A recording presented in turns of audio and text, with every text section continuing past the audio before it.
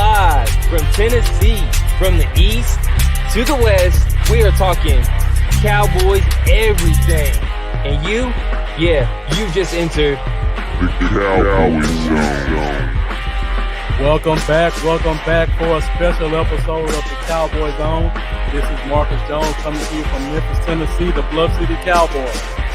And this is Lambo from Johnson City, Tennessee, with Cowboys, y'all. So, guys, today, it was so much news. We had to come back with at least 1 hour of just 53-man roster talk. And in order to do that, we had to bring one of the homies in from the Star Gang. We couldn't get all three of them, but we do have 1/3 of the Star Gang. Spoonie, appreciate you joining us today. Oh, listen, thank you guys for having me on, man. I love this Cowboys love. I'm excited for this. Yeah, man, we are too. I see we got Nix in the comments. Nix, I sent you the link. If you want to hop in for a minute, you're more than welcome to. Yeah, it's Cowboy stuff with us. Yeah, hop right in, man. Yeah, if you can't stay the whole time, that's fine. Just give us a few minutes as long as you can. I'm in here. I'm here in spirit. Hey, he may be doing something where he can't be seen on camera, so I understand that. What's up, Jeff? Yeah, Jeff, Bobby, appreciate you joining us. Make sure you guys share this. We're about to talk about the 53, as it was stated yesterday. Talk about some of these additions that have been signed so far today. It's been a lot of Cowboys news. I'm sure Spoon is just like us. Once Monday breaks off, football season starts. Yes. And we want to talk about game one. So today, we want to get the 53-man roster out of our system a little bit so that when we kick off next week, you're going to be hearing Dallas versus Rams. Oh, man. I see Bobby McClain already hitting us with the Gregory is back. What's up with the suspension? Like, you couldn't just let him come back week one. He ain't been gone long enough. He's not. It has to be to what, week 7 when he's eligible to come back, right? Yeah. Now, Spoonie, correct me if I'm wrong. Did you remember Josh Gordon have to miss 6 games when he got signed? I don't remember that. That's what I'm saying. Not at all. And that was the surprising part for me. Is like Josh Gordon never got that treatment. Who else just got reinstated back? They were talking about AB if he was when he get that. That's crazy. I kind of think it was personal between him and the guy that he was going back and forth with from the NFLPA, but it's crazy. Yeah, it's crazy to me too, man. Week 7, like, what's up, Mendoza? But for me, I actually think it may be a blessing in disguise. You're right. Because if he would have come in last week, there's no way they could have kept him on this roster. Like, looking at some of the cuts that have been made so far, it would have been hard for him to get one of those 53 spots. So hopefully, Bob, appreciate you putting us on the big screen, man. Appreciate that, Bobby. Hey, take a picture and tag me on Facebook. Take a picture of the TV. All right, so everybody who's joining us, if you haven't, make sure you follow myself, Lambo. Also go to Star Gang. They're doing a lot of great things over there. I'm sure they got a great show planned this week as well. And also go follow them individually. We got Spoonie's Twitter handle on the screen right now. And I'm sure if you go follow their stuff, you'll see Mary and Nick's stuff as well. All right, so I don't want to hold you guys long because I know it's holiday season. You got some grilling and some drinking to do. So let's just hop right into it and talk about this 53-man roster that came out yesterday. Bam. So right here, I pulled up basically offense and defense that they told us yesterday. And of course, this is changing every minute. So before we just start talking about specific stuff, Spoonie, we'll start with you, and we're starting with offense. What's one player's name on here that kind of stood out to you that you didn't expect to see here? Oh no, we just stick with offense right now. Well, offense right now, I gotta say, I got 2 guys. I'll pick one. Go ahead, say 2. I got Noah Brown and Sean McKeon, the tight end. So you were shocked. You didn't think Noah Brown had a chance to make it? No, not at all. Yeah, Noah Brown. I mean, listen, he's been on this team for a while, trying to make it, and with the whole new coaching staff, I really thought that he was one of those guys that was going to make it. I had my man from the A&M, I forgot his name. It's been a couple of weeks, but he got released. A&M. Oh, Kendrick Rogers? Yeah, Kendrick Rogers. Thank you. So I thought he was going to make it. But Noah Brown, he's been fighting his butt off. He did his thing, but I honestly thought he wasn't going to make it. And Sean McKeon, I thought they would have kept Suo for that fullback spot. They got 4 tight ends. I didn't think they were going to keep 4 tight ends. So Sean McKeon, who was drafted out of Michigan, I really thought he was going to be on the practice squad. I didn't think he was going to make this team. Yeah. What is cool, Marcus, about this is one of those guys you had months ago, and the other guy was my surprise guy that I had from our last show. Yeah. And so we both got one of those. I said, I think we'll end up going 4 tight ends instead of the fullback, basically. And I was shocked when you said that. And I said, I think Sean McKeon will be the guy because he seems more like we need an all-around type tight end. Right now, we got a great blocker in Blake Bell. We got a great receiving tight end in Jarwin.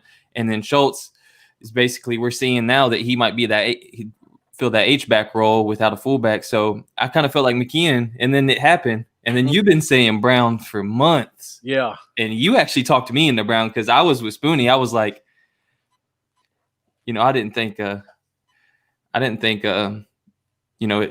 be on the roster this year, but I mean, completely fooled me. Hey, Spoonie, if you're talking, we can't hear you talking. I was gonna say I see his mouth moving but no noise. Yeah. Hold on, I think I'm frozen again. 1 second. Oh, okay. He's probably just behind on this video. It's all right. But yeah, man. Yeah, I'm sure he'll come back. He'll come back. Now, for me, like you said, I've been on the Noah Brown train hard. Mm-hmm. They had to put Ventrell Bryant on the team just so they could put him on IR because they really like him. So technically, we still have 5 wide receivers. I don't think they're going to backfill that position. Yeah, they did that just to save Ventrell Bryant, basically, and they'll probably go back to 5. Right. For me, I was extremely shocked to see Rico Dowdle. I was very shocked by that too. When I seen that name pop up, I was like, you know what? I'm gonna be honest. I ain't been following much on Rico the entire offseason, so I can't even tell you what he did to. When I saw running back, I was for sure it's gonna be Jet Osewo. Like, I know Rico's a good player, but he had a lot of injury concerns coming out of college, and he didn't have a lot of tape because of that. And I haven't heard anything about him in practice, like not one thing. So to see him show up and get a 3rd running back spot when we didn't even carry a 3rd running back last year was a huge shock. Right. And I see Mendoza said Terrence Steele was a shock for him. Yeah. Who else we got?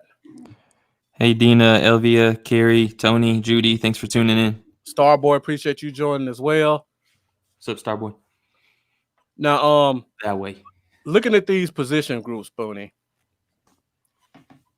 are you concerned with tackle? Because we got Collins up here right now, but of course we know he's going to get put on IR the first 3 weeks. Does tackle concern you now? Yes, it is. Listen, we know the history of Tyron Smith. We all love him. We appreciate him, but we all know that every season he could be that guy to miss a couple of games, and you want to have some good depth behind him. Now losing Lael, that's an experience right there. That's our main starter. We know Brandon Knight came in last year, did a great job for him, but now behind, if Tyron, God forbid, was to go down within those first 3 weeks, we won't be out. We would without our 2 starting tackles, and that's kind of scary right there because we know Cam Irving's history, right? Florida State drafted by the Browns, then with the Chiefs. We know history at tackle is not so good, and we've seen a glimpse of that in the past with Chaz Green. I don't want to mess up anybody's lunch right now, but Chaz Green with the Atlanta Falcons, we've seen that. So it concerns me. Tackle does concern me right now. It concerns me too. Yeah, and I heard there's reports that Cam Irving is going to be the starter at right tackle, and it's giving me the Chaz Green flashback. You said it because, I'm a Gators fan, and I will tell you that when we drafted Chaz Green, I knew right off the bat it was a bad pick. Right. Yeah. And people are starting to say we kept 4 tight ends because we may be running more too tight to help out with that right tackle spot. Right. I hope that's not the case because I want to see CD Lamb on the field as much as possible. Right. And we just got to go to a quick game or something. But like I know you've watched some of Cam Irvin's tapes, Spoonie. We have as well. Yeah. He doesn't have bad blocks. He completely misses blocks. Yeah. And that scares the hell out of me as a tackle. What the only good thing I feel thing I feel good about Cam Irving is the fact that we got a good coaching staff.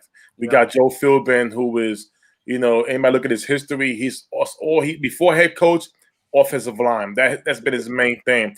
And when you're surrounded with a great group of guys like the offensive line for the Dallas Cowboys, that's something important too, where a guy can now maybe break out of his shell a little bit. Being around Tyron Smith, being around Martin and Collins and those guys, sometimes that's good for your career because let's keep it real. The going with the Cleveland Browns, what they were surrounded by, that didn't help them. With the Chiefs, that didn't really help him neither as well. So being surrounded by good guys, that can help him out. It's scary because we saw video on it, but EJ. Yeah, I had to go back to a bigger screen because we got our special guest coming in. We got 2/3 of the Star Game joining us. I don't like it. You guys know who it Sorry, is. guys. BJ Nick. Yeah, what's going on, fellas? Sorry. Man, that's cool. Man, glad you were able to take a minute to join us. I heard tackle and I had to show up. That's what I heard. I heard tackle and I had to show up because on our show, I've been like, I'm not a fan of the tackle. I wasn't a fan of Cam Irving coming into this thing. Yeah. I'm supremely nervous going into week 1 with Cam Irving over there. So I don't know. We got to ride it. I mean, that's all there is to it at this moment, right? But supremely nervous as it pertains to the offensive tackle position. And it's just 1 week. We're talking IR, so he's coming back. That's the first 3 games we're not going to have Lel Collins at right tackle. Yep. I'm terrified. I ain't gonna lie. Like, I was very confident coming into the year, but this tackle situation has me scared. It really does. Dak too, I bet. He's like, yeah. I mean, I don't want this. But here's the confident thing. If we're going to have anything with confidence, right, is this at least. It's a different coaching staff, so we truly believe they're going to do what it takes. And I know I kind of caught y'all talking about the 4th tight end and keeping that guy. And maybe that's part of the reason why they kept this 4th guy up there in Michigan with the blocking, because they're going to have him set up over there, over the right tackle position to give a hand here early on. And maybe that's something that's evolving going forward. Right. Yeah. So Nix, you came in on the tail end. We were going through the list and we were talking about just offense. What was one player that you were shocked to see made the 53 on offense? Oh, shocked on offense. Probably the running back. Yeah. That's me too. Probably the running back. I wasn't I was pulling for Siwu, because it was my guy. I kind of understood what they were going to do, especially when you kept hearing the conversations whether it was Jarwin or Schultz, and they kept talking about the H-back position and what they were learning. So in my head, I was kind of like, okay, they're probably not going to keep a fullback. I saw that they were interested in a running back, but I thought it was going to be somebody, and I actually posted this about the young man that they got cut. He's a special teams ace from Tampa Bay, and I kind of thought maybe they'll bring somebody in. So, the one guy that really surprised me was definitely the running back position. I'm like, kind of surprised he made it. Of course, I mean, it's fluid. We got to see what happens here as things move along. Obviously, we just added another wide receiver, kind of put Joe Thomas on waivers with the idea that you don't have to. He's a vested vet, so he doesn't hit the waiver wire, and we can re-sign him immediately. But definitely the running back position for me, though, guys. Okay, yeah, and they've already kind of said that Joe Thomas is on his way back. Absolutely. It's kind of what was calculated. Hey, we're cutting you, but we're probably going to give you a raise to get this guy on here, and we know you got to go through the waiver prospect, and we'll just the waiver wire process, and we'll just re-sign you. Yeah, for sure. But yeah, we had David Hellman on a couple of months ago, and he actually put us on Sean McKeon. He said the team really liked him and that he was probably going to be the 7th round pick if not for DiNucci. So they've always kind of had that one in their back pocket as a guy they plan on keeping around. Now, talking about tackle again. So I guess we're going with 4 tackle because I haven't heard that they've signed anybody else to the 53.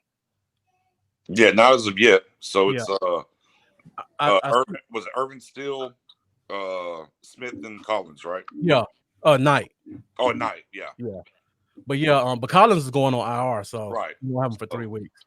And we just signed a tackle from the Giants and put him on the practice squad, kind of a developmental guy. So hopefully we won't need him. But yeah, this tackle position is really concerning. Yeah, man, it's just one of those things. It'll be interesting to see how these cuts go process through and what happens. I mean, obviously, Spoon was kind of sharing some stuff before y'all jumped on about their telling that there's going to be some kind of announcement at 3:00. Obviously, it's not going to be probably pertaining to the offensive line if something is coming to fruition on that. But I mean, it's fluid. I mean, who thought we would add a wide receiver here during the cut down market right now? So yeah, I mean, I think there's something that they can still do there. I think there's something they should probably do at linebacker as well. Still to this point, it's kind of one of those moving goalposts right now to see where they're going to be at when it comes to tackle. If they're steadfast in what we do, very nervous. Yeah, very, very nervous. And speaking of wide receiver, we haven't heard anything about Amari Cooper. Luckily for us, they didn't say they were putting him on IR, so that means he's at least available for one of the next 2 to 3 weeks. But do you have any concerns about him, considering he hadn't really touched the field in the past week? I mean, it's kind of what he did last year, right? For the most part, he was kind of beat up through the year, but then come Sunday, when he played well, and then if he couldn't go, he disappeared, like the Jets game, right? And I mean, hopefully it's not going to be the same thing this year with him.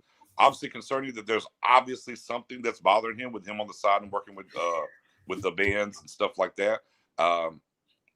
It's another one of those things. I feel better about Amari than I do about tackle. How about y'all? Oh, definitely. Yeah, I'm with you there. I'm terrified of Cam Irvin as a starter. What's up, little boy Trey? Now, there wasn't a lot of offensive news to really talk about. All the major stuff that's been going on the past 24 hours has been defense. Except for the waiver claim for the Malik Turner. Yeah. Well, that kind of plays into defense as well, though, because the release of Joe Thomas. Right. And that's going to be a special team practice squad type guy. Right. I don't know. Nix, I don't know about you. Was there any shock that DiNucci made the 53? Because we had no doubt. No, I mean, we already knew he was McCarthy's guy. Right. He knew him early on in his collegiate career. Talked about him, comparing him to Mark Bolger, stuff of that ilk. Yeah. Only thing I teetered with was, hey, you didn't play preseason, so there's a good chance you can get him through. But if there's a quarterback that you like and you don't want to take the risk, you keep him.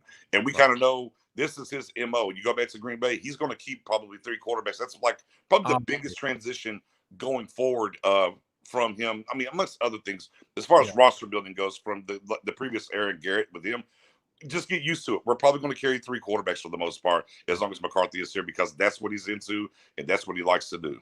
3 or 4. If we didn't have maybe 4. Yeah, probably have 4. Right. Yeah. So I guess that's pretty much all on offense, because I think other than the whole Lyle Collins IR thing, everything else is pretty straightforward. We expected. So now let's move on to the defensive side. And before we get there, guys, make sure you share this.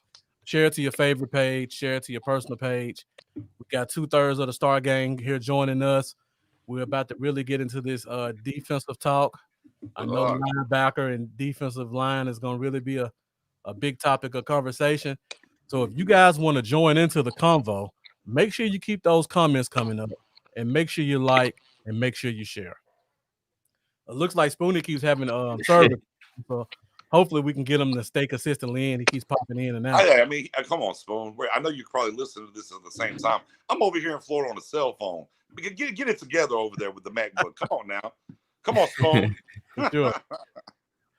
All right, so let's start with the edge rushers first. 4, 5, 6. To me, not much of a surprise. I kind of expected this to be the 6 that we roll with. What about you, Nick? Did you have any surprise in defensive Ian position? We pretty much, at the end of the day, and I put it out there on Twitter and whatnot. To me, it was always, is it Joe Jackson or Dorrance Armstrong? Right. Which one did they like more and who they wanted to keep? And I put the poll up on Twitter. I kind of talked about it in the Stargate group as well. And I mean, that's just kind of where I was. That was going to be the defining cut. And then that was going to set the edge for what they were going to do. Obviously, they decided to go with Dorrance Armstrong. Joe Jackson, who is the only player we've cut so far that has been claimed. The Cleveland Browns claimed Joe. So, no, I mean, for me, I think it was par for the course. Obviously, our other show where we had you on, Bluff, there was so many. We knew there was going to be cuts. It was going to be tough. But I think as time, played itself out, we could kind of really narrow down and tell. It's like, okay, we kind of know these guys are set. Is it Joe or DA at that point?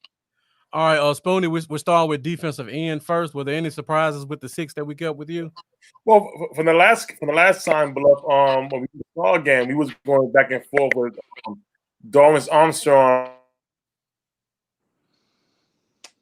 Poor Spoony. I think not making. They both back.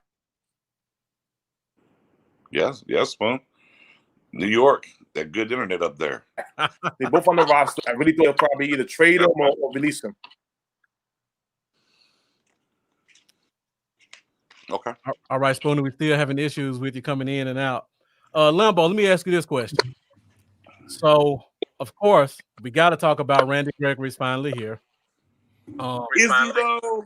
I hate what I mean. You know what I said. Yeah. August 28th pretty much kills his chances. But either Goodell trying to screw us or somebody giving him a better chance to make the team.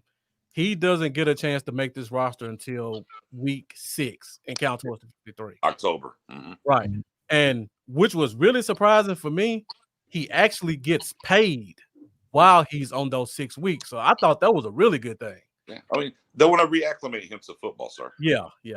But it's good that he doesn't take a 53 spot and he gets to get some money because I know he's probably struggling right now. So Lambo, looking at the end spot, let's say we get to October, everybody's still healthy, haven't had any injuries. Do you think we just add them in and cut from another spot, or is there a defensive end you think would be kind of on the border? That's a good question.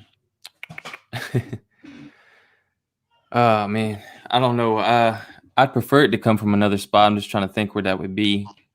I mean, if we were rolling with 6 receivers, I prefer to cut from there.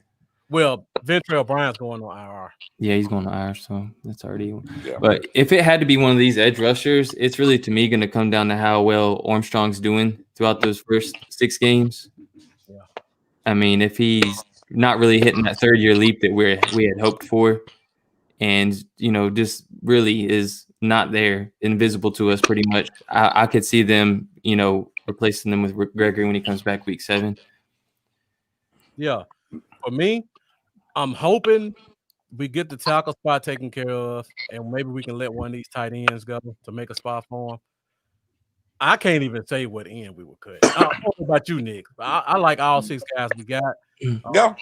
If I had to choose, I guess it would have to be Armstrong, but I would really try to trim that tight end spot before I touch one of these guys. I'd take out Rico Dowdle. What about you, Nick? I think realistically, when they bring it back, I think they're very lucky with the flexibility of what's going on as far as the practice squad and everything. Mm-hmm. And I think that's what we're going to see. I think it's going to cost somebody on the practice squad a spot. And I think they're going to slide him in there and be kind of part of that. Okay, on the day before, we can bring those 2 guys up, and maybe he comes up right there. You know, now obviously, if the injury supersedes all that, boom, checkmate. He's going to take that slot, right? But if we're saying everything is even keel, we're healthy, knock on wood. I think maybe what we want to look at where Gregor's going to get is going to go to that practice squad, and we lose somebody from the practice squad, and then he kind of divulges and comes into that almost that. It's 53, but it's 55 game day. You can bring 2 up, and I think that's where he'll end up landing if there's a spot for him. Yeah. Hey, appreciate my classmate Govan joining us. I know you're a huge Cowboy fan too. He says he thinks Armstrong is gone. Cowboys 2068. He's asking, do we think it's going to be keep 7 or not? And that's kind of where we're at right now. It's gonna be a tough decision to make, and I feel sorry for the team to have to make it. But again, the blessing in disguise, we got Spoonie back again. We're gonna try it for the 5th time. Well, it's a good thing I did show up. Jeez. And Chris Westry just got signed back to the practice squad. Yeah, we pretty much signed everybody except Joe Jackson so far. I mean, John B. Johnson's back. Rondell Carter's back. I mean, Luther Kirk's back.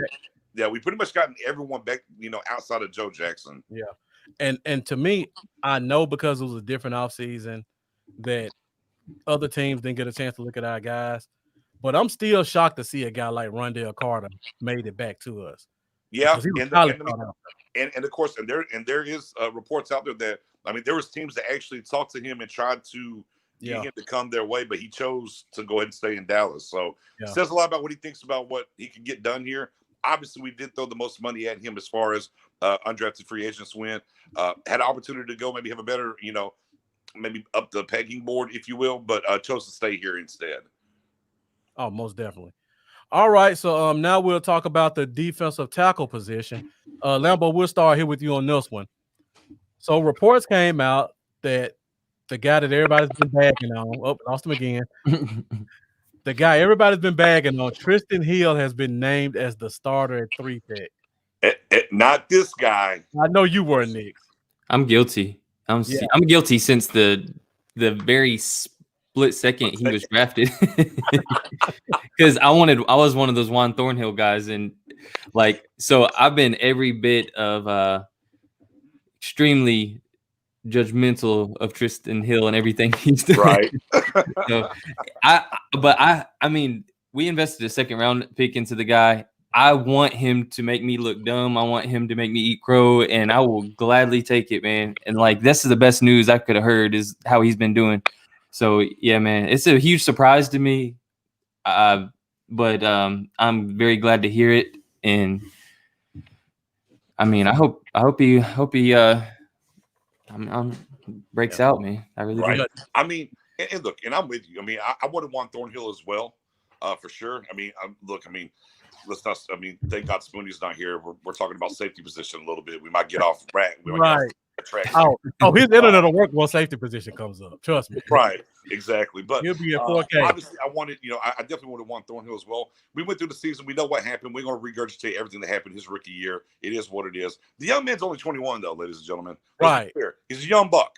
And early on in the season, as we were breaking down the roster and going into camp and everything, I was like, hey, you got to give the young guy a chance to see if he's figured it out. Especially when you look at the coaching staff that they put around him. And this is what I feel about as we're talking about the defensive side of the ball. Man, we have tremendous coaches on each level. Former head coaches, on 2 of the levels. Okay. Yeah.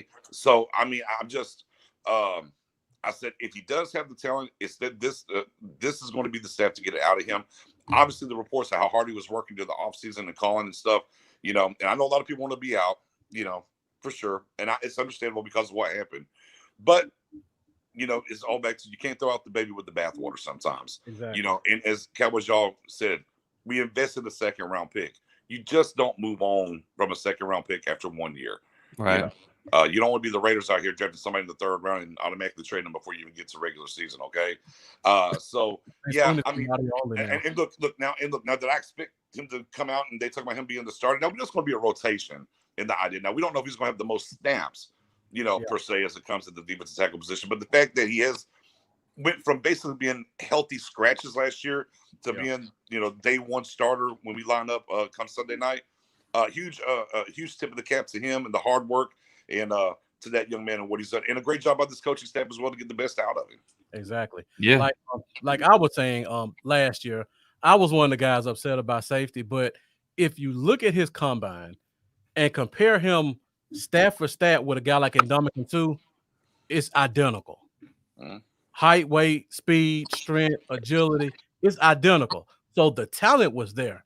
To me, last year the problem was there was no leadership in that defensive line group. And it kind of reflected itself as we progressed on through the season. Right. This year, he was dealing with real vets who held him accountable as a part of that front 7. And I think they lit the fire under him to make him stay consistent in doing what he needed to do. And I know you guys know how I feel about Crawford. I didn't see Crawford starting for this defense because if we believe reports, Crawford's only 275, 280 pounds. And if they're going to reflect what they've said they've been want to reflect, they want big D tackles, there's no way it wasn't a 50-50 race between Hill and Gallimore for their starting spot anyway. Right, once McCoy went down for sure. Exactly. So Of course, I mean, Hamilton had this chance in there too, though. DT. Yeah, Hamilton's actually small too, though. He's just really strong. Right. And that's why I thought Joe Jackson may also get a shot because he's a solid 285 and he has a lot of strength to play inside as well. And I really hate to see him go to Cleveland. I thought if we could have got him on that practice squad, he would have really been a help in case an injury happened. We'll try Spoonie again. 6 times the charm, baby. Yeah.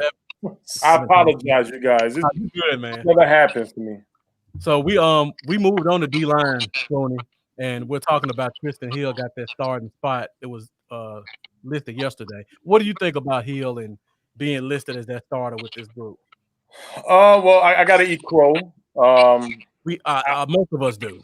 Yeah, I got to eat crow because I remember, me and BJ, we had long nights of conversations about Hill, and I was against Hill. I said, nah, I guess it was the 10 years of dealing with Garrett. I didn't want to give the young man a chance, and one thing BJ said was sometimes is the change of scenery, the change of coaching staff, it may help out. Of course, the veteran guys they added around D-Law like Alden Smith, Everson Griffin, that helps out a lot as well. So listen, I'm happy. I'm happy for him. Hopefully he'll reach that potential that they said that he has. There was comparing to guys like Warren Sapp from back in the days from the old Bucks team. So I'm hoping I see that. I'm hoping I see that out of Tristan Hill. Yeah. I think a lot of it too is, as I call it, post-traumatic Garrett syndrome, PTGD. Yeah.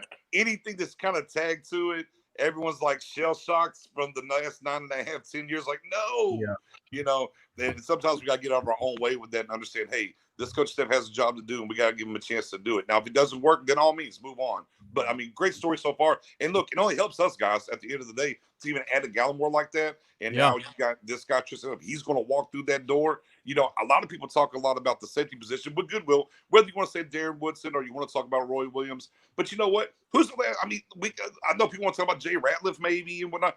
Who's the certified beast we've had since Leroy Glover at defensive tackle? I mean, be clear. That's a good point. And I think a lot of times that people forget when they want to talk about D-Law and the sack numbers, even though he's an all-around defensive end and had a great season, still the sack numbers wasn't there. But when we talk about the way we get gashed with the run and whatnot over the past years, you got to have the beef. You got to have the fatties. You got to have a dominating defensive tackle down there. And it's just something this defense has been lacking just as much as it's been at the safety position as well. For sure. And I think another thing that really helps him out, he actually thrives in a 3-4 defense more than a 4-3. So when we start going to some 3-4 looks, we're going to really see what Tristan Hill has to offer as a pass rusher nose tackle /5 technique. That's what I'm really excited about with seeing him because I remember him at UCF. He was a beast when it came to pass rushing out of that three down lineman set. So, man, and I'm excited for the multiple looks in general, just to see how that's going to play out with everything that they're going to be bringing. And we talk about this defensive line in general and the different packages that they can come up with these guys they have at end, at tackle, setting some of these ends up maybe, I mean, you can literally have an Alden Smith on the outside of D-Law coming off of one side with Jalen Smith screaming off the other. I mean, they can get as creative as they want to with this front, and that's, going to be huge for the secondary, obviously, if we're able to get that and apply that kind of pressure because we know this guy that we have as a defensive coordinator now, and Mike Nolan likes to blitz about 35-40% of the time, and he's got dogs to go do it. Right. All right, so next position we're going to talk about is linebacker. And Lambo, I've been on the show with Star Gang a couple of times, and we've all talked about our disappointment with Sean Lee and why we should have just went ahead and let him go. When you heard the news that he was going to get put on IR, how did you feel about that? I felt like what we had just talked about not long ago was what should have happened. I don't know, man. It just made sense really to me. I don't really have words. Yeah. I don't know, man. It's just I mean, the same old show. It's the same thing, It's different just- year, Now, right? the I mean, good news Right. is- he has stretches of good times, but I'm with you, y'all. I'm with you, Cowboys, y'all. It's like it's his career. yeah. Yeah. Now, the good news is It the is. way his contract is structured, as long as he's on IR, we don't have to pay him a salary and we get that money back in 2021. I mean, that's pretty good, but still. Yeah. If he's going to be on IR 6 weeks, why don't we just cut our losses and get the full 4.5 back? Right. I will. Well, I do understand that. But if you ever, I mean, you hear LVE talk, you do hear Jalen Smith talk. He's invaluable to them being in that room still, though. And as far as helping them break down tape and stuff like Yeah. that, I True. get it. Maybe it's time for him to move on to be that. I was surprised he was actually named to the top 60 Cowboys of all time. I love Sean Lee. I'm not trying to come off like I hate Sean Lee. I love healthy Sean Lee. Absolutely. I think when Sean Lee's healthy, he's an amazing player. Unfortunately, his body just, hasn't been the greatest for him over the years. But I think there's still value to have him, even with the younger linebackers that are in the building, to let them soak that up from him. It's not going to make or break us or stop us from signing anybody this year anyways. So why not keep him around and let him spread the knowledge out, and show him how to break down tape. For me, I guess I take the fan hat off a little too much and I look at the numbers sometimes Right. too much. You can get a veteran linebacker for $1 million if you want somebody to just come in and help guys break down tape. There's a bunch out there right now. There's a Still. But maybe. But the thing about Sean Lee is between the ears and what he means. Like, I'm with you. You can go get a vet guy, which I've been banging the table. As Spoony will tell you, I was banging the table before we even got to camp. We need to add a linebacker. Yeah. I want to bring in Alec Ogletree. I keep saying Alec Ogletree. I don't feel like Clay Matthews. But I think Clay Matthews at this point is just an edge guy. I don't think he can play in the middle. Alec Ogletree can give me 2 downs, playing against the run, and then we can sub him out on 3rd down. So I've been banging the table for a linebacker. But again, not so much of a fan head. Just I know in between his ears is pretty magical. I think he's going to be a great coach in this league, and I think that matters to them somewhat. But I'm with you though too. Your best ability is availability, and we do have coaches here to be able to coach. We shouldn't have to pay him for that. Mike Nolan's a former head coach, so I'm sure he's much better than my guy from last year, who's the linebacker coach. Ben Bloom. Ben Bloom, you're right. I like Bloom, but I don't think he was much of a teacher. I just think he's an on the field guy. Right. Totally. All right, Spoony, we finally got you right now, so let's hear your thoughts on this linebacker position and how it's set right now. Supposed to bring back Joe Thomas in March. Mm-hmm. How do you feel about Bernard's back? And Bernard's back on the special teams. So how do you feel about this depth at linebacker going into the season? Well, at first, I've never shed a tear for losing a linebacker like Francis Bernard. Even though the man didn't play, BJ could tell you that was my guy coming in undrafted. So when I saw he got released, I was like, what? Not Francis Bernard. But going forward, we do need depth. We do need depth at this position. I'm glad they was able to retain Francis Bernard special teams March. But I do agree we do need some depth at that linebacking spot. I'm talking about a guy who can hold down the fork, not another pass rusher. I know I've seen a report that Shaquem Griffin from Seattle, he got released, and he was one of my guys that I wanted for the NFL draft. The Dallas Cowboys to get. But again, he fits the same mold as Matthews, who's just a pass rusher and not that traditional hold down the fork linebacker. So hopefully that's the position that they definitely address before the season. I think they will, because if LVE or Jalen, one of your guys go down, it's like it's tough. It's very thin, and you need that experience there. Yeah, for sure. I mean, it's already thin as we speak. Mm-hmm. Sean Lee missing, and you bring in Justin March gives me nothing on defense. I don't know about you guys. I don't want to see him touch the field defense. No. So to me, I'm only counting our 2 big guys and then Joe Thomas, and hopefully Luke Gifford can stay healthy to give you something.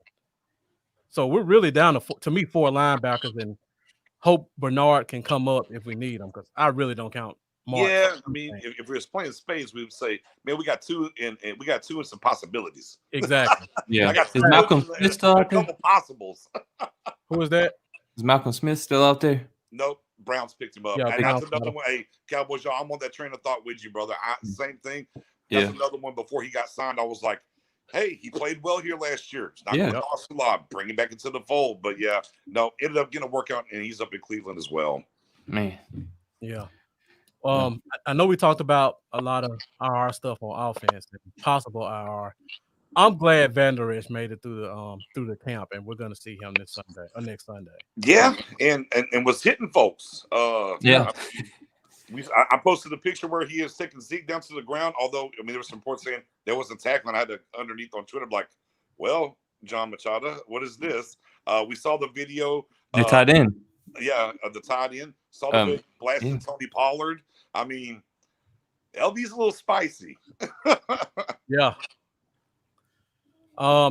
Hey guys, I see the comments are starting to slow down a little bit. Get back in the comments, put your questions, put your comments, make sure you share.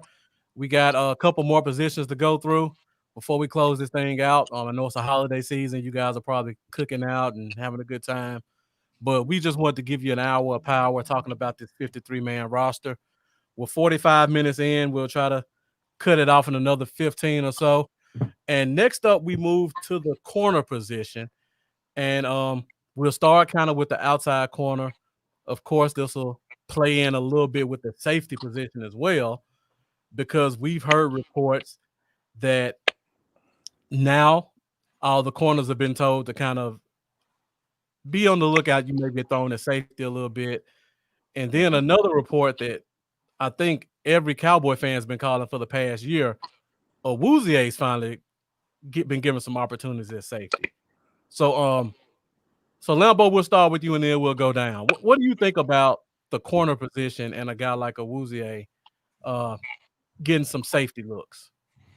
Well, as me and you've been talking about for I think a few months, we actually like the idea of seeing Worley and Diggs on the outside to start the year with Lewis or Brown in the slot. Yeah. Of course, Lewis dealing with some injury, but I'm one of those that have been saying for months, I would like to see Awuzie get some work. I know it doesn't benefit him in his last year of his deal to make a switch like that, but it just seems like he's one of those guys that's always kind of struggled a little bit to get his hit around, but he's such a great athlete. He's so quick. He's so fast.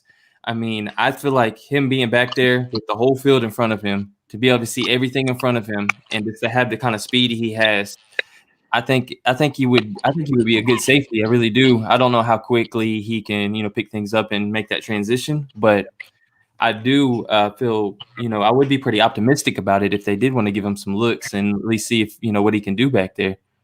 Yeah. What about you, Nick? What do you think about him maybe getting some safety? I'm going to disagree as I'm disagreeing. And I'm the only one on this panel probably going to say, because Spoon wants him at safety as well. I never, from the get, I believe in him at corner. And for a couple of reasons why I like him at corner is that, this defense has never been one where, okay, well, Byron Jones was just chasing the number one wide receiver all over the field. He got work against the ones. And and you hear the reports where they couldn't jam the way they wanted to. They only had one technique for jamming. That's all they could do, things of that nature. And I'm with you with the head turning thing. I think that's coachable, though. I think the way they were getting coached was the issues. I mean, and he was always employed. The ball would zoom past his ear hole, up underneath his underneath his armpit. Yeah, right over his shoulder. Between his legs. He's always right there. And I just think with the different scheme, with the pressure I think we're going to get, and I think with the Al Harris is the big benefit. One of my favorite hires, period, is Al Harris to coach these DBs. Definitely. I actually think that Cheatham is going to be great at cornerback. I don't want to see him there. I don't like and of course, and I didn't like this with Byron Jones either. I'm kind of a history. I love to hear this whole, they got position flex. No, wherever they're good, leave them there. Right. Stop. And as a team, address your problem. You got a problem at safety, go address the problem. Stop avoiding it. Right. Now, Reggie Robinson II getting moved to safety, we kind of knew that. We talked about on the draft shows, like, they're going to play him everywhere to see where he sticks. They're going to play him an outside corner. They're going to give him a chance to slot. They're going to put him at safety and see. And that's fine. But if I'm taking Cheeto and moving him, and he's never played safety in the league as compared to, say, Worley, who brought in as a free agent, has played some safety in the league. that's kind of where I'm a little bit torn on. But for me, I'm leaving Cheeto on the island over there. Let him get the good coaching, working on his craft, and going from there. All right, Spoonie, what are your thoughts about Awuzie kind of getting some more work in the back end as well as at the line at corner? Well, listen, I have a reputation for safety. I'm gonna try to be calm and relaxed and cool. I'm gonna try to be calm. I'm gonna say this. Go ahead. I mean, we all know Cheeto played some safety in college. He had a lot of snaps. That was one of the reasons why he was drafted by the Cowboys. Ability. It's pretty much similar to Byron Jones. But I'm tired of the experiments. I don't like it. Don't get me wrong, it's good for players to try to play more than one position. It's worked out for teams like the New England Patriots, on their defense especially. They won. But we need a true safety. A real true safety. Somebody who knows how to play, somebody with experience. There's a guy out there right now. Hopefully by this evening, we see the breaking news that he gets signed.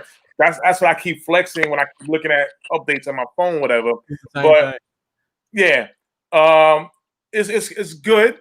But at the end of the day, I don't want this team to go forward and have the same issues they've been having for the past couple of years in that spot. You need a safety, and don't get me wrong.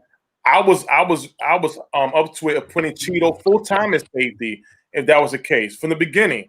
But he's playing more. They're doing it more part time. For what we know, what I know, they're doing part time right now with back and forth, back and forth. I don't like that. I want somebody to be a real safety, being there and only play that position. And hopefully, the guy that we all know him, bring in Earl, hashtag 29. I don't want to start it, but that's what we need to go at. Yeah, I've been refreshing for Earl news all day, just seeing if it's gonna happen. Now, well, I mean, they said big news at 3 p.m. Central, 4 p.m. Eastern. We'll see if 105 through the fan is correct on that or not, on whatever the big news is. But yeah, I mean, again, is it Eastern or Central? Yeah, 3 p.m. Central is okay. Because that's where 105.3 is up there in Dallas. But yeah, I mean, at the end of the day, it's just back to kind of what Spoon was saying. When you start playing with guys like that, they can't hone their crafts. If you're, wide receiver is different. Okay, I'm learning the X, the Y, the Z. That's a little bit different than if I'm naturally playing corner and safety. It's a little bit different set of skills and what you're looking for and how you're covering. But outside of just that, if you want to take a 4th round pick and say, okay, we're making you a safety now, I'm cool with that. I got to spend in the league 3 years already, and now say, all right, guy, we want you to go play safety. I'm just not a fan of it. Address it the right way, address it properly. And hey, we did go sign a quote unquote corner/safety from Baltimore already, or we're about to, I guess. Yeah. And Brandon Carr, bringing him back to the practice squad. Yeah. So good that you mentioned that, because that was leading to my next question. At corner position, there's reports now that Jordan Lewis is about to go on the IR. So that, with Reggie Robinson going back to safety, and I think Goodwin was brought to the practice squad. Am I right? Or did they did? Yes, Goodwin got brought back as well. Yes, but he got brought back to the practice squad, correct? It's a good question. I know he got brought back. I don't know in what form he got brought back in, but I know Goodwin resigned. But I'll say this: I don't want Goodman on the defense either, just like I don't want March. Goodwin's amazing. Yeah, but when you put him out there at defense, he looks like a deer in the headlights. Like the few snaps he got. Now, with that being said, if we don't count Goodwin as a guy that's going to contribute, we only have 4 corners on this roster right now. Does that concern you? Lambo, we'll start with you. It's a little concerning. Diggs, Worley, and Brown. It's a little concerning because you also are, as much as I like Diggs and as good as I think he's going to be, he's still going to have some growing pains probably to start his career. So, I mean, if you have one of the veteran guys maybe get an injury and then you got a rookie, I mean, we're probably going to be getting picked apart, especially if we ain't got a real answer at safety also on top of it. So, yeah, it's a little concerning to me. And I'd say Brandon Carr is just some depth. He's a veteran leader. He's not going to be amazing, but he knows the game well, and he can help soften that blow if we do need him. And he's got some flex now, having played a little bit of safety last year on top of his many years at corner. So, but it is pretty concerning to me. All right, Knicks, if we do sign Carr, even though it almost sounds like it's to be expected, do you think he plays more corner or safety? Because he played strong safety last year. Yeah, I think it's going to be a little bit of both, to be honest. I mean, and it's just he's done both, so it makes sense. Because what I think you will see is I think you might see the opportunity where he'll go back there with Thompson, and then you'll see Woods go into the slot. And you'll see Xavier Woods play the slot, which he did a lot in college. He's done in the league, and he can help you out on that end as well, too. The real question for me is this, since we've already been strong safety, and maybe no one's talking, I don't know if y'all have talked about this much yourselves or not. Are we about to see Xavier Woods switch to free safety? I almost thought that was a foregone conclusion, honestly.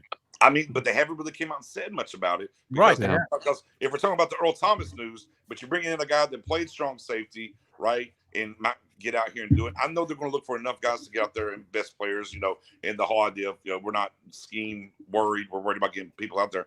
I'm just wondering if they're looking at that from a possibility and putting him over there and just saying, okay, we're done with Earl, we're moving on, and our safeties are going to end up at the end of the day once Brandon Carr gets caught up. Brandon Carr, strong safety. Xavier Woods is free safety. And then we'll mix and match how we have to cover the corners on the back end of that. Right. Yeah, and Jeff, I see you coming on with you. I would have rather seen Robinson get a little bit more work at the cornerback spot because of his raw potential. Spoon, before we get to the safety talk, let us know what you think about the corners and basically the 4 corners we got now.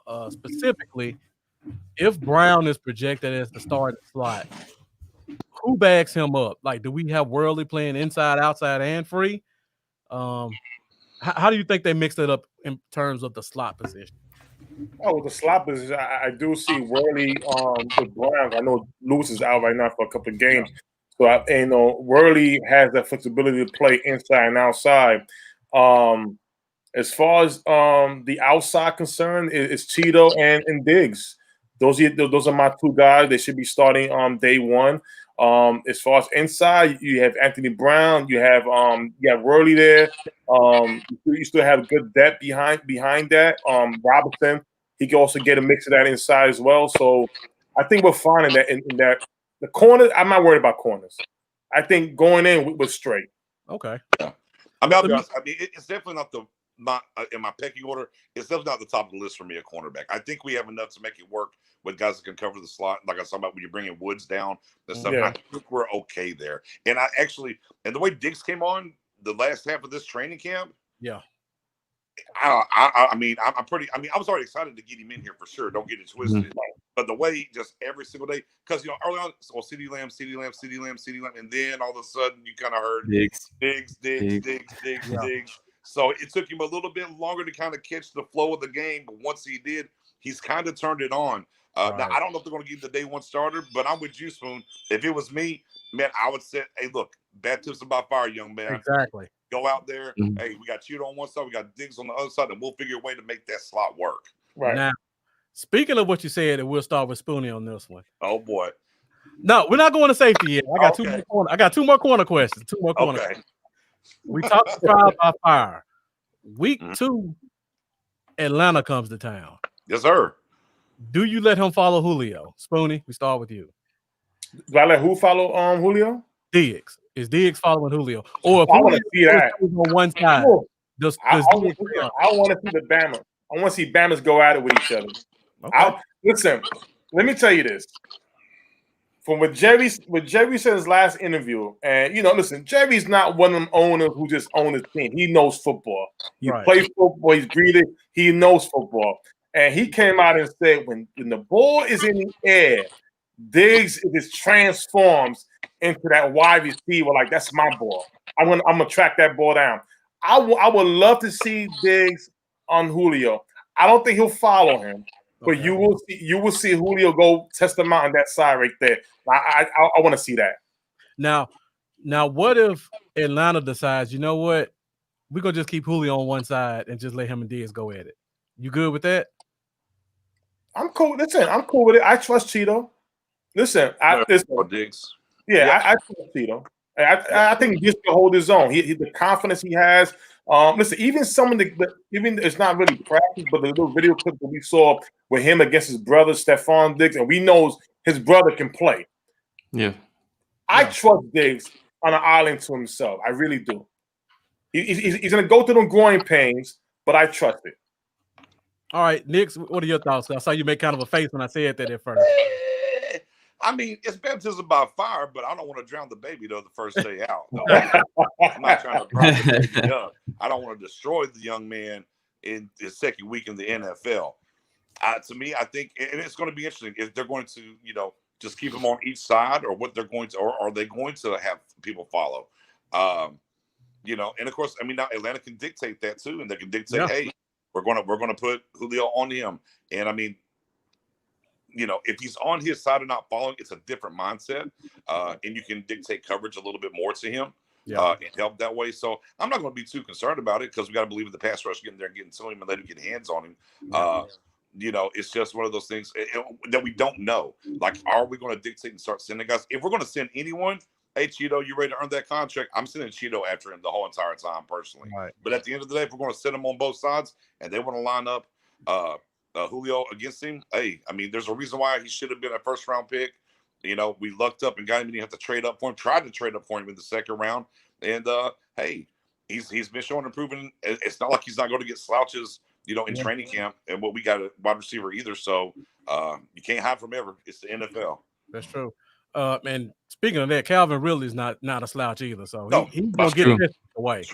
Lambo, what do you think about that? If they put Julio on one side, are you okay with Diggs just staying over there with him? I like when you bring up Julio, it's like I mean, it's Julio, so I mean he's gonna hurt some of the best corners in the league, the proven ones too. So I mean, it's good for him. Let him go ahead and get it out of the way. Right. Get this tough work in. But at the same time, it's a rookie. I don't want to break his confidence completely. But I do think Diggs is a strong dude personality wise, and like you said, he does have his older brother. So I don't think he's got the type of personality where he's gonna let it weigh heavy on him, right, if things don't go his way. But at the same time, I don't want to do that to his confidence in his rookie season. I'd probably not like to have him cover him the entire game, honestly, but see what happens. Yeah. Hey, low key, just here off of Twitter, somebody shot at Nick and said, "Hey, big announcement coming at 3 p.m. From the Star. I just heard on the fan." Eatman responded with, "Ha, okay, there will be some roster moves. Not sure how big it will be." So there's an update on that. Okay. Roster moves. Okay. Interesting. Let me go back to you. Speaking of roster moves, Lambo.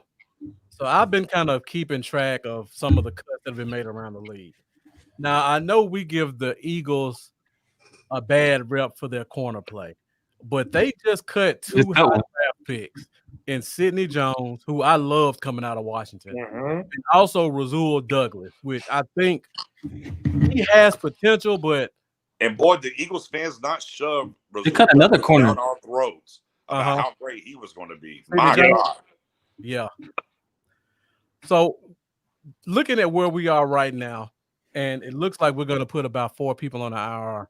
How would you feel about us bringing one of those guys in just to see what they look like, because they were such highly touted corners? Because Sidney Jones would have been a top 10 pick if not for his injury. Exactly. And I think Rasul Douglas may have gone higher than Awuzie, if I'm not mistaken. He was a second round, right? Or third? Was it third? Second or third. He went either before Awuzie. If he went the second, he went before Awuzie. If it was the third, he went before Lewis. He was a pretty high pick. And he's like 6'3", 4'4", 4'5" speed. So he had some traits. Right. What do you think about us picking up either one of those guys as like a 5th corner just to get a look? I'm down. You down for it? What about you? I'm sorry. Oh, Rasul Douglas. First of all, I liked him coming out of college a lot. I liked the length he had, and I thought he was going to actually do better than he did in the league. But with like Nick was talking about earlier with Al Harris, the ability he has to, I think, help some guys like that. I think he could really redirect their careers. And like you said, they've had the talent. We've seen what they did in college. I mean, why not spin the tires, see what you could get out of one of those two? And it's weird the Eagles cut both of them, and they also I'm not too familiar with them, but like 40 minutes ago, the Eagles just released another cornerback as well, a third one, Crayvon LeBlanc. So I don't know much about them, but that's the third corner they've released off their team. But like Shaq says, when we play them, barbecue chicken. You know it's good though, because the Eagles fans are mad about it. So whoever Crayvon LeBlanc is, I mean, the comments ain't too good from the Eagles fans. So I'm enjoying this right now. So Spoonie, you want to say something about Jones or Douglas? I would definitely take Sidney Jones. He was he's a top 10 draft pick. Would have been right. And at the end of the day, the only reason why he didn't get drafted high was because of the injury he had sustained. So my thing is that if he's available, and I know Willie McClay is looking at, hey, he was on my list. I wouldn't be surprised if I'm bringing him on. And on top of that, you want to see him against the other guys we're going to have in the back end to see how much different are they. He's a big corner, 6'3", and listen, he could play that ball. He hasn't been healthy, but there was also talk that the Eagles staff did rush him a kind of bit when he started a couple of years ago. Then he relapsed again with the injury. So, listen, it doesn't hurt bringing him in. Rasul Douglas, listen. If you want Amari Cooper's acrobatic touchdowns, you're gonna see a nice picture of Rasul Douglas when he tipped the ball. Amari took it to the house. Rasul was pissed. That's the only thing I would remember of Rasul Douglas. Other than that, I'm going with Sidney Jones all the way. Yeah, I mean, at the end of the day, it's just smart business, football business. Mm-hmm. Whenever you take a guy like a Sidney Jones, obviously should have been a first-round draft pick if it wasn't for injury. So the talent's kind of there, and you get you're not going to have to pay a ton for him. You kind of kick the tires, bring him in, kick the tires, see if your coaching staff can get it back out of him. Maybe he just needs to get his confidence back or whatever. So yeah, I mean, on something like that, I'm always a fan of taking flyers on young guys that have the talent. It hasn't worked out for some reason. Bring them in, take a look, and see what you got. I'm always a big fan of that. Now, I know I came in late. Y'all saw we picked up an offensive lineman from the Giants, Eric Smith. Yeah, from the Giants on the practice squad. Okay, cool. But yeah, no, Sidney Jones. I mean, look, hey, Rasul Douglas. I'm not gonna be as harsh as Spoonie. Back to what y'all said. He's, the length and stuff like that. Sure, whatever they think fits what they want to do on defense. They want to kick the tires on that. I'm definitely down for it. I would like to see Sidney Jones a little bit more, but I don't want to be against Rasul Douglas either. And we need to ask Justin from Talking Giants, Marcus, about that player we just picked up from them off the practice squad. See what he can give us. What's his name? Oh, he's the tackle. Oh, yeah. The tackle. If anybody know, he would definitely. Yeah, he'll be able to get us in depth on that dude. Yeah, he'll probably tell us his birthday and his favorite food and everything. Yeah. All right. Before we move on to the last position, anybody got anything else from any of the other positions that we may have missed out on that you want to hit before we talk about safeties? I think we pretty much covered everything. Yeah, I mean, from the rooter to the tutor, as they say. Yeah, I didn't want to go too much past an hour because I know. I got something to say. Before you say something, Lambo, Joe, thank you for joining us all the way from Italy. We appreciate you rocking with us. Oh, my boy Joe from Italy. Oh, yeah. China. Teflon Breed, thank you for joining. DJ Dog 31. We got about 10 minutes to go, so everybody, if you got any other questions or comments, be sure to put them in. So you think it's 10 minutes. You better talk safety with Spoon. It might not be 10 minutes. We'll let Spoonie go first. Real quick. I still want Marquette King. I still wanted Marquette King if he ain't been picked up. I don't understand why we wouldn't at least bring him into battle for the punter position, man, because the guy's average hang time per punt, it blows away Jones, man. And Jones has been on a steady decline for 3 years now. And Marquette King, he just showed in the XFL last year. He was leading the entire thing. He was averaging, dudes just kills it.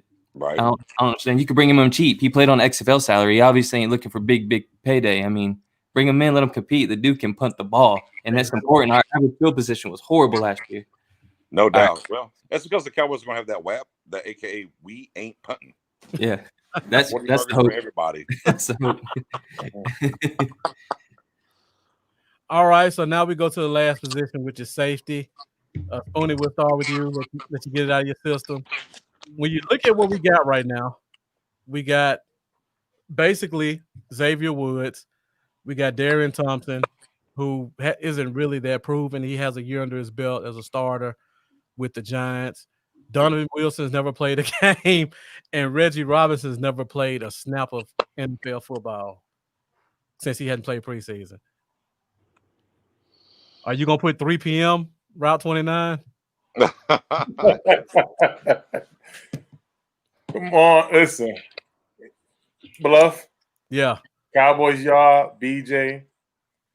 We need Earl Thomas. I don't like the safety position at all. I really don't. I don't even feel good about Xavier Woods as much. I really don't. I really, really don't. I understand the new coaching staff and everything. We need Earl Thomas.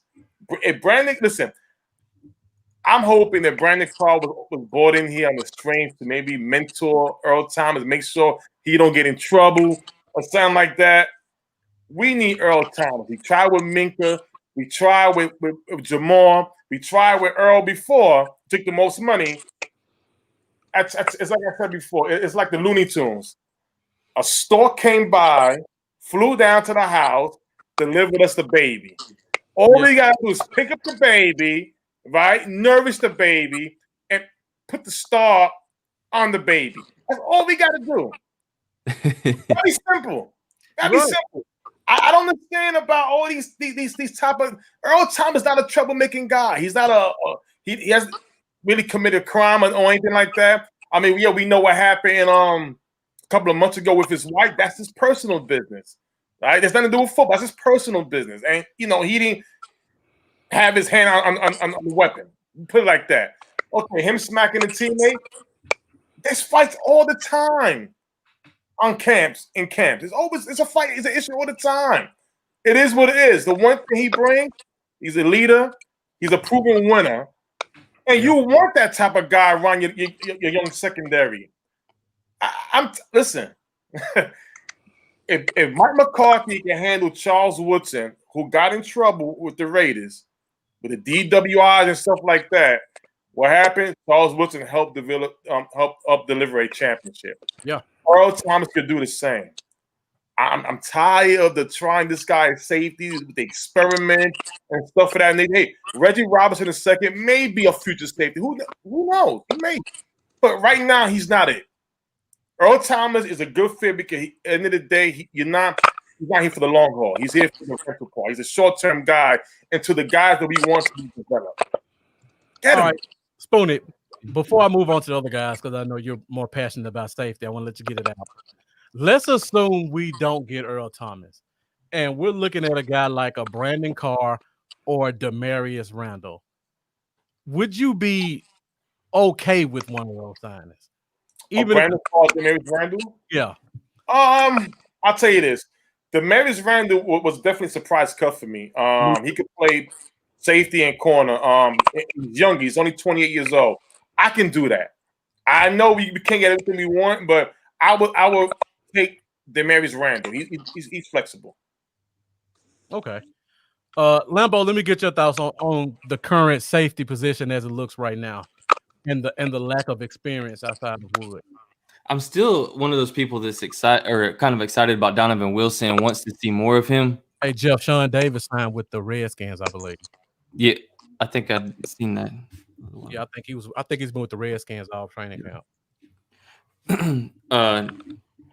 No, actually, maybe I'm wrong. I could have swore they released Sean Davis just recently. Maybe they did. I haven't. Yeah, I think they might have released him, but yeah, but as far as I want to see more of Donovan Wilson, but at the same time, like you said, the experience is a little bit worrisome. And Xavier Woods, I can't get caught up in him this year, man, because the past 2 years I've been that guy that's like, he's about to break out.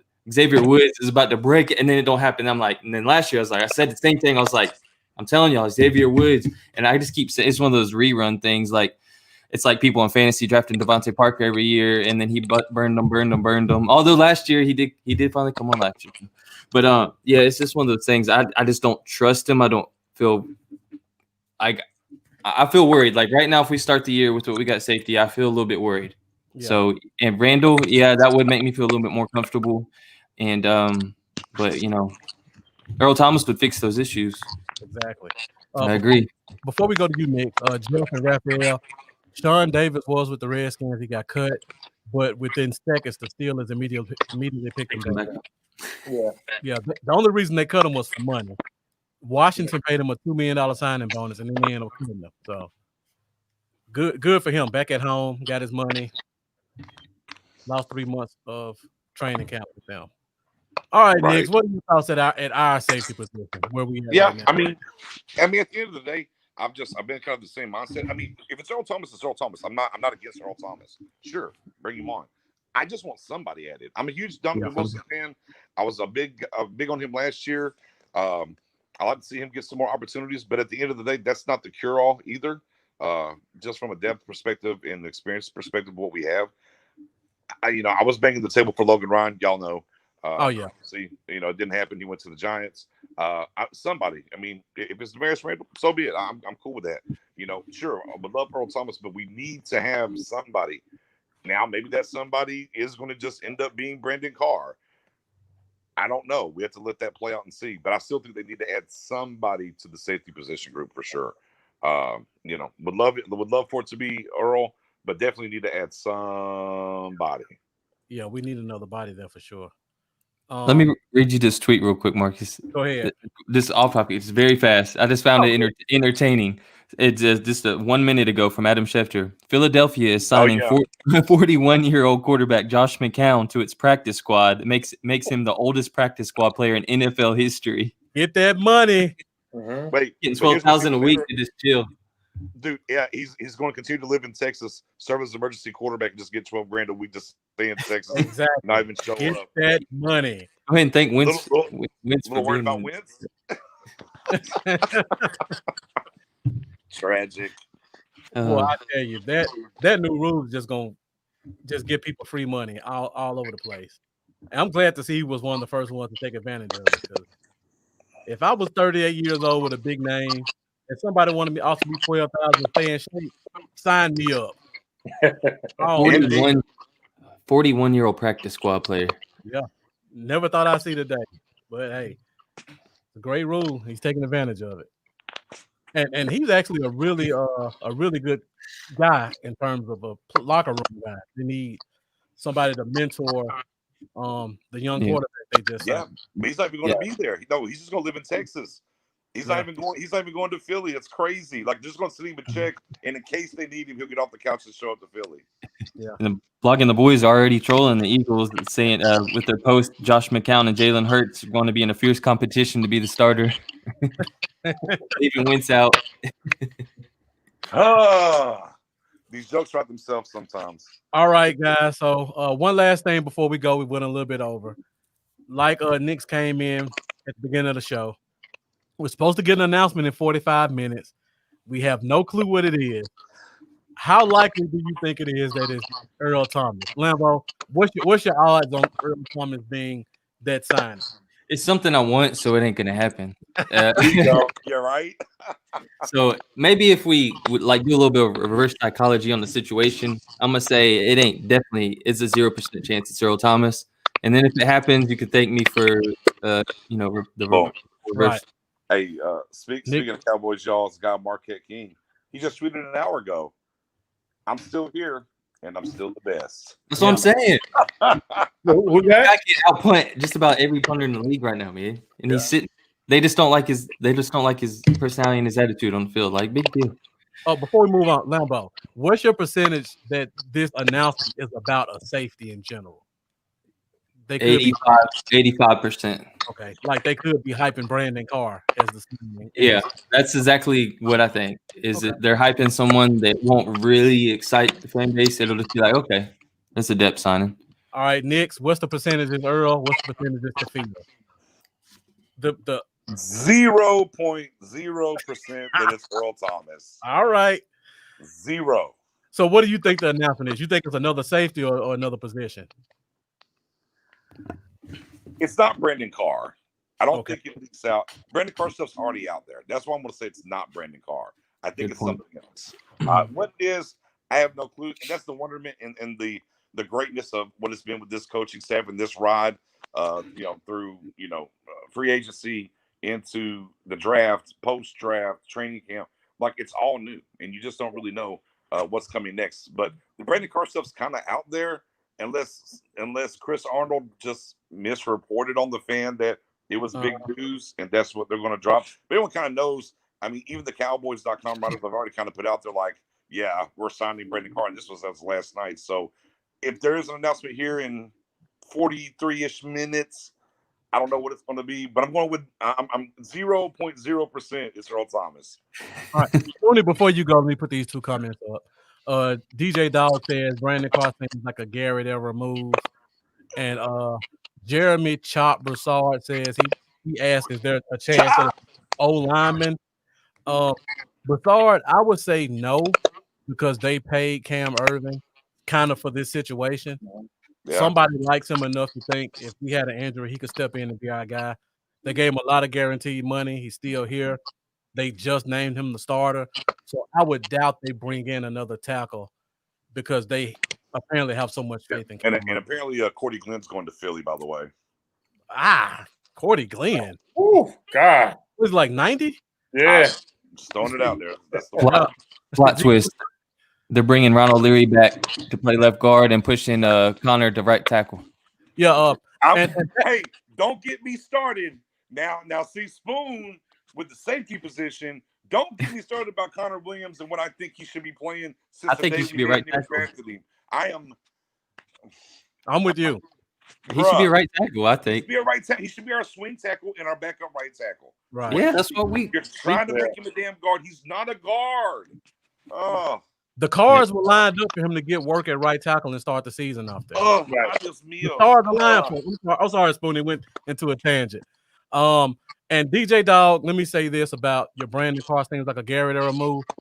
Lambo, you made a great tweet earlier where you said people don't like Brandon Carr, but he's never missed a game, and he started every season he's played. So 2008.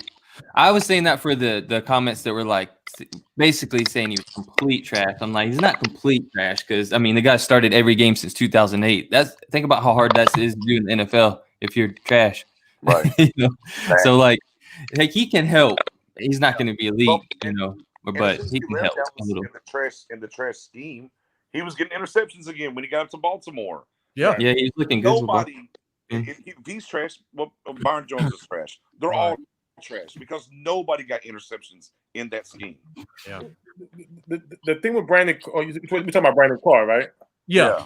The thing with Brandon Carr was again he played seven games playing cornerback. Then because of injuries, he went to some safety spots. Yeah. And then the day, like I said, it's only his experience only 7 games. Yeah. It still doesn't solve the issue what we have right now. It's a little Band-Aid, like a team Band-Aid. It's going to fall off after you get the pull. And he's 34 years old. I mean, I'm not saying he can't play, but Father Time is coming. Please get Earl. Earl got to come in. Now, back to the original question, Tony. What's the percentage that this 3 o'clock announcement is coming home? 110. Oh, now it ain't going to happen. 110 is going to happen. It's going to happen. You know why? Because the football guys, the Cowboys football guys, right now, Jerry Jones is probably sipping on his tea, going back and forth like this, right? Looking at the roster, and I know the football gods are putting a sign in front of him that says #Route 29. We must get Earl Thomas. Listen, if you want to back up the comments that what you had with them interviews the past couple of days about, well, this guy doesn't know anything. I'm not saying we ain't looking to. I'm not gonna say stop playing games. You want Earl. The old Jerry Jones would have been got Earl Thomas, and that's the old Jerry Jones that we need right now. Get Earl Thomas. He's gonna have to overrule the situation to get him. Yeah, listen. That's what it looks like. I respect the. Listen, Bill Parcells when he didn't want T.O., what happened? Jerry overruled it. We got T.O. That helped out Romo tremendously, right? Sometimes I understand about giving the coach a power of respect and everything, but sometimes your decision is just not a good one by saying no. You just came off the chair. You're coaching for the again Mike McCarthy. I love the way he's going. I love the route that he's going. I love the route he's putting his team on. But at the end of the day, if you can have all this stuff out here, okay. Yeah. If you can have Randy Gregory, you got to accept Randy Gregory back. We've had guys with issues in the past. It doesn't mean it's going to happen with you. Sign Earl Thomas. You're Pastor Spoonie, and I'm drinking the Kool-Aid. 110%. It's Earl Thomas, baby. That's it. 38 minutes away. That's it, man. I'm right there with Route 29 all the way. I'll go streaking if it happens. I'm just scared to be let down, so it's like, yeah, I don't want to get excited about it. All right, before we let you guys go, week 1 is coming. I know you guys are gonna go in depth about it this week. Let me get a quick prediction from you. Win or loss? What's the score? Next. I think it's win. I think we win 35-27.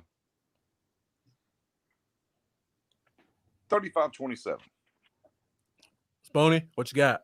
Week 1, Rams. 42-14. You going similar to last year, right?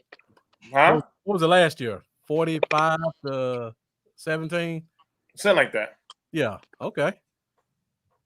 All right. Well, before you guys go, I got your Twitter on the screen right now. Let the people know where they can find you at, when your next show is coming on, and what your other social medias are.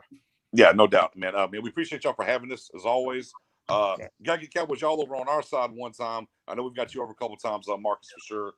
Bluff City. As it says, Star Gang, it's a group, it's a page, it's YouTube. You can find us any of those spots to catch me, Spoon, and Mary, who wasn't here today. At the bottom, obviously on Twitter, it's at your_guy_Nix. Come follow me over there for some fun times and safety talk with Spoonie on Twitter. All right, Spoonie, where can we find you at? Oh, listen, at Spoonie881, I'm well behaved on Twitter. I'm not that bad. Of course, find me at Star Game with me, BJ, and Miss Mariella. We on every Tuesdays, 9 p.m. Eastern Time, 8 p.m. Central Time. And listen, all we like to do is talk Cowboy football and have fun. Hey, low key, Cindy Jones passed through waivers. He's a free agent, so okay. You got to officially pick him up and sign him. Oh, most definitely. All right, let me hit that music, Lambo. Let them know where they can get you at. You guys can get me at Cowboys Y'all on everything, man. Facebook, Instagram, Twitter, YouTube, Patreon, everything. All right. I'm everything Bluff City Cowboys, Facebook, YouTube, Facebook, Twitter, Instagram. I just put my YouTube link in the comments. Make sure you guys go and subscribe. I'm trying to get to 100 so I can change the name, and I need you guys' support to get me there. So again, thank you to our guests. We got 2/3 of the Star Gang with us. We got Nick and we got Spoonie. Hopefully next time we can get the Queen, Miss Mary, to join us so we can have a full Cowboy Zone experience or Star Gang experience. Lambo and I are coming back, special time, 8:30 this Wednesday, where we're going to break down week 1. We're going to talk a little fantasy. We're going to hopefully talk about Route 29 joining with us. And we're going to do a lot more Cowboys talk. Lambo and I give you our predictions on Wednesday as well. So be sure to come and tune in and join us. And Lambo, you got anything to add? Nah, thanks for coming on, y'all. I really appreciate doing this. It was awesome talking to you guys. Absolutely, right. guys. Do it again. Thank you guys for joining. This is another episode of the Cowboy Zone. We're out.